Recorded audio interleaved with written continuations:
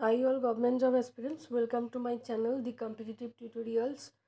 এসএসসির যে এমটিএসের 26টা শিফটে টোটাল 550 প্লাস কোশ্চেনের ক্লাস চলছিল, তার আরও একটা পর্ব অলরেডি দুটো ক্লাস হয়েছে।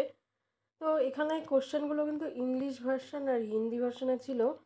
তো ইংলিশ ভার্সনের কোশ্চেনটাকে কিন্তু আমি বাংলা ভার্সনে কনভার্ট করেছি এবং তোমাদের ক্লাস করাচ্ছি। যারা পিডিএফ সংগ্রহ করতে চাইছো এই নম্বরে তোমরা হোয়াটসঅ্যাপ করতে পারো। এই নম্বরে হোয়াটসঅ্যাপ করলে কিন্তু স্বল্প মূল্যে তোমাদের পে করতে হবে, তারপর তো কিন্তু তোমরা এই পিডিএফটা পেয়ে যাবে, ঠিক আছে? তো আজকে হচ্ছে 52 নম্বর কোশ্চেন থেকে। চলো তবে ক্লাসটা শুরু করা যাক। প্রথমে দেখো কি কোশ্চেন আছে।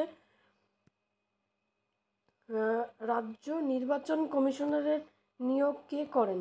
রাজ্য নির্বাচন কমিশনারের নিয়োগ কে করেন? তো উত্তর হয়ে যাবে গভর্নর। ভারতের জাতীয় রেলপথ বা ন্যাশনাল ওয়াটারওয়ে 2 কোন নদীতে তৈরি করা হয়েছে? ব্রহ্মপুত্র হয়ে যাবে উত্তর। ভারতের ক্ষুদ্র ঋণ প্রতিষ্ঠানগুলির মূলত জনসংখ্যা কোন অংশকে লক্ষ্য করে? তো এটা হয়ে যাবে নিম্ন আয়ের ব্যক্তি এবং ছোট ব্যবসা। তারপরে হচ্ছে দুগ্ধ চাষিদের জন্য হিমাচল প্রদেশে যে প্রকল্পটি চালু করেছে সেটার নাম হচ্ছে সঞ্জীবনী। এটা একটা প্রজেক্ট, ঠিক আছে। নেক্সট হচ্ছে কোন রাজ্যে 37তম জাতীয় গেমস অনুষ্ঠিত হবে? মানে এটা হয়ে গেছে অলরেডি, এটা তখনের জন্য কারেন্ট অ্যাফেয়ার্স। এটা হয়ে যাবে গোয়া। কালিদাস সম্মান হলো ড্যাশ সরকার প্রদত্ত প্রতি বছর এই মানে এটা একটা হচ্ছে শিল্পকলার পুরস্কার। তো এটা কোন রাজ্য থেকে দেওয়া হয়েছে? এটা কিন্তু মধ্যপ্রদেশ থেকে দেওয়া হয়েছে। আইসিসি 2013 ওডিআই ক্রিকেট বিশ্বকাপে কটি দল অংশগ্রহণ করেছিল আর কি এটা? তো এটা হয়ে যাবে 10টা। আত্মজীবনী born again on the mountain, a story of losing everything and finding it back, এটা হচ্ছে অরুণিমা সিনহার লেখা। তারপরের কোশ্চেন কি আছে, কোনটি অর্থের বৈশিষ্ট্য নয়? তো পচনশীলতা হয়ে যাবে। আর যেগুলো বৈশিষ্ট্য সেটা হচ্ছে বহনযোগ্য, বিভাজ্য এবং স্থায়িত্বগুলির এর কিন্তু বৈশিষ্ট্য। তারপরে হচ্ছে দেখো কোনটি প্রতিধ্বনি সৃষ্টি করে? যখন শব্দ প্রতিফলিত হয় তখন হচ্ছে প্রতিধ্বনি সৃষ্টি হয়। তারপর দেখো ড্যাশ এর মানে কোন ডান্স ফর্ম আর কি? দুটি ঐতিহ্যবাহী একটা মানে নৃত্য, আর একটা হচ্ছে সংকীর্তন এবং অন্যটি হচ্ছে রাস।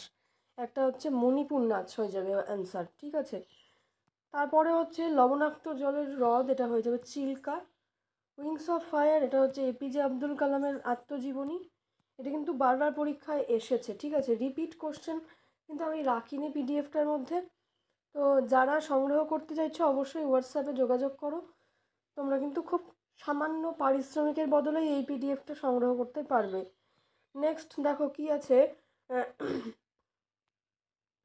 ভারতীয় সংবিধানের ড্যাশ ভারতীয় নাগরিকদের মৌলিক কর্তব্য সংজ্ঞায়িত করে?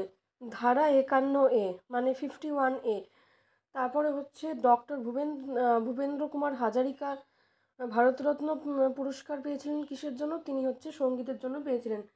তো তিনি কিসের সাথে যুক্ত সেটাও এরকম প্রশ্ন আসতে পারে, ঠিক আছে। নেক্সট দেখো বঙ্গোপসাগরের অবস্থিত বিশ্বের বৃহত্তম বদ্বীপ সুন্দরবন কোন ধরনের উদ্ভিদের প্রতিনিধিত্ব বহন করে? এটা হচ্ছে ম্যানগ্রোভ উদ্ভিদ বা ম্যানগ্রোভ অরণ্য। নেক্সট কি আছে দেখো, আরব সাগরের মুম্বাইয়ের হাই অঞ্চল পরিচিত ড্যাশ খনিজ তেলের খনির জন্য? এটার কিন্তু এটা কিন্তু উত্তর হয়ে যাবে খনিজ তেলের খনির জন্য, ঠিক আছে। নেক্সট আছে দেখো কোন বছরে বাল্যবিবাহ আইন পাস হয়েছিল? এটাও কিন্তু মোস্ট ইম্পর্টেন্ট একটা প্রশ্ন। 1929 সালে। তো আজকের ক্লাসটা এখানেই শেষ করছি, দেখা হচ্ছে পরবর্তী লেসনে। Thanks for watching and all the best for your upcoming exam.